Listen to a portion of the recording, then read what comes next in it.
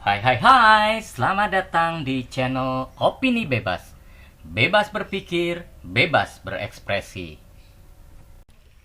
Bagi Anda yang belum menonton video mengenai kepemimpinan diri sendiri dan bagaimana membangun gagasan untuk kepemimpinan diri sendiri, maka saya sarankan Anda bisa menonton terlebih dahulu video tersebut, karena video kali ini adalah kelanjutan dari video-video sebelumnya. Silahkan search di channel Opini Bebas dan temukan materi-materi mengenai kepemimpinan diri sendiri dan bagaimana membangun gagasan untuk kepemimpinan diri sendiri. Dalam kepemimpinan diri sendiri, setelah kita membangun sebuah gagasan, ternyata tidak bisa berhenti sampai membuat gagasan. Kita perlu melakukan internalisasi gagasan kepada diri kita sendiri. Kenapa? Karena gagasan yang belum diinternalisasi bagi diri kita sendiri, maka hanya akan menjadi mimpi atau seperti bunga yang layu sebelum berkembang. Bisa saja itu hanya keinginan-keinginan sesaat, kemauan-kemauan sesaat, atau impian-impian sesaat, yang sebenarnya bila kita bisa melakukan internalisasi, maka proses kepemimpinan diri sendiri benar-benar dapat dimulai. Pertanyaannya selanjutnya adalah, bagaimana caranya kita melakukan internalisasi gagasan pada diri kita sendiri? Oke, kita mulai dengan langkah pertama, yaitu Anda mau menyiapkan waktu untuk bertemu dengan diri sendiri. Apa maksudnya? Maksudnya, Anda menyiapkan atau menyisihkan waktu,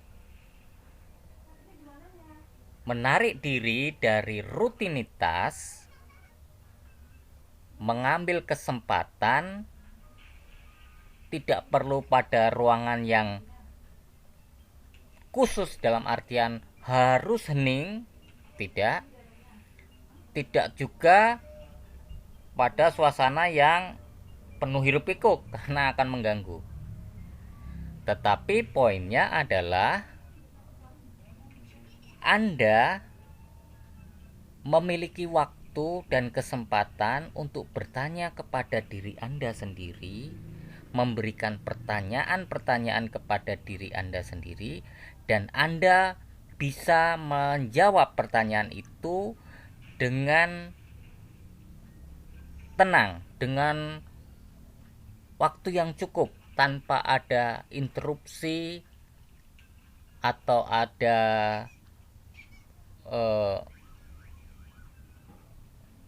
pemikiran-pemikiran lain yang akhirnya membuat Anda tidak bisa fokus.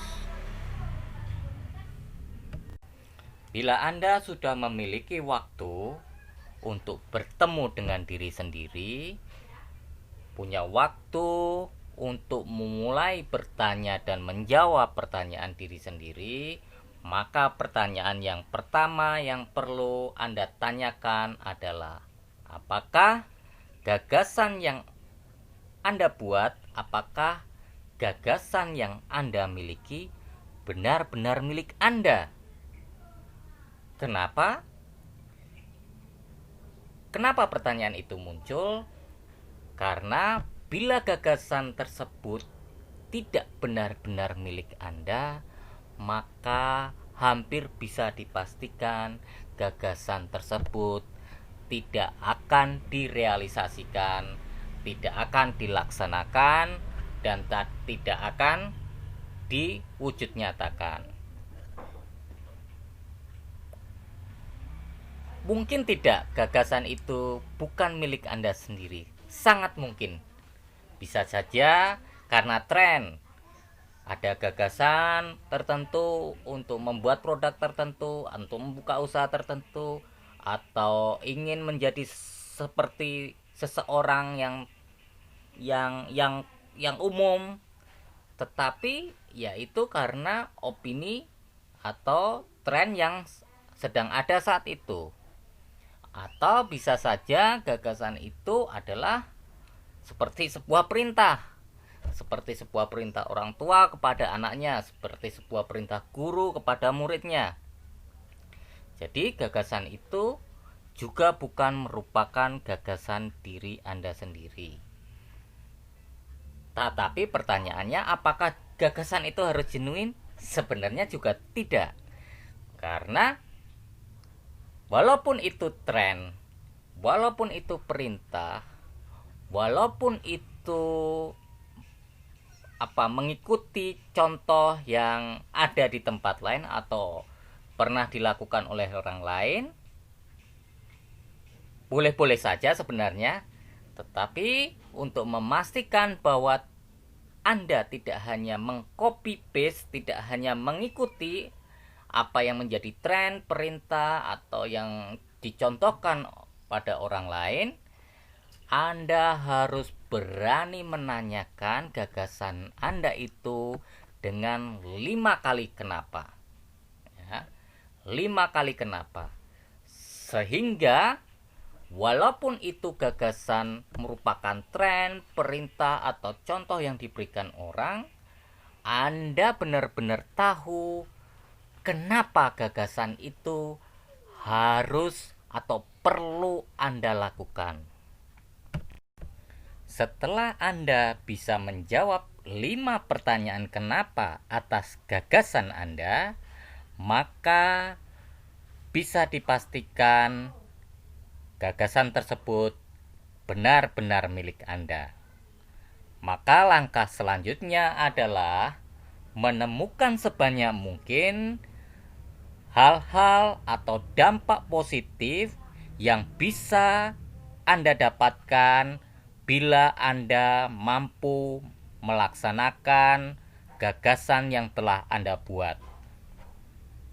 Dampak tersebut bisa untuk diri sendiri, bisa untuk kesehatan, bisa untuk mental, bisa untuk masa depan Anda seperti pendidikan yang lebih baik, karir yang lebih baik, usaha yang lebih baik. Atau juga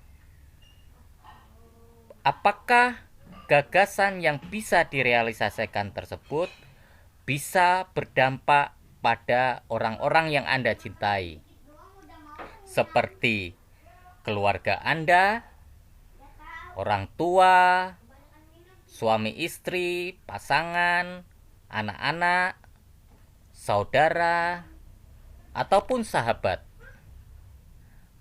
Dan akan lebih baik lagi bila ternyata gagasan yang bisa direalisasikan tersebut berdampak kepada lebih banyak orang. Dan menurut Anda itu sesuatu yang penting dan baik untuk dilakukan. Dengan melakukan hal-hal tersebut, maka di dalam diri Anda, di dalam benak Anda bisa mengatakan ya, yes atas gagasan tersebut sebagai gagasan Anda dan gagasan yang perlu Anda lakukan dan realisasikan, sehingga apa yang Anda tuliskan benar-benar terlaksana. Nah, tadi sebenarnya saya bilang dituliskan ya. Kenapa perlu dituliskan? Ini sebagai sebuah tips supaya apa yang telah Anda pikirkan, pertanyaan-pertanyaan yang Anda jawab, dan poin-poin dampak positif yang Anda sudah temukan akan lebih baik dituliskan. Kenapa?